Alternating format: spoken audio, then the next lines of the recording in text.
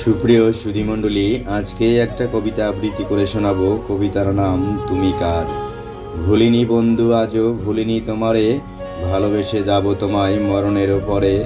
জানি তুমি ভুলে গেছো এই আমাকে, আমার এতটুকু স্থান নেই তোমার ওই বুকে। দু চোখেরই মনি করে রেখেছিলাম চোখে, সেই তুমি ভুলে গেলে জানি না কি সুখে।